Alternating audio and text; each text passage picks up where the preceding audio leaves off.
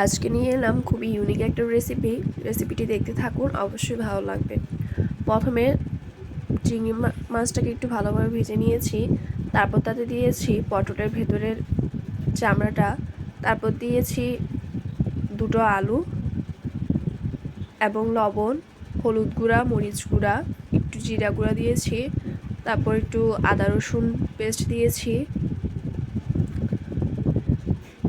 সব কিছু দেওয়ার পর ভালোভাবে একটু মিক্স করে ভেজে নিব। তারপর পটলগুলো ভালোভাবে চেষে নেওয়ার পর ভেতরে গর্ত করে নিব এবং সেই পুরটা পটলের ভেতরে দিয়ে ভালোভাবে পটলটাও ভেজে নিব।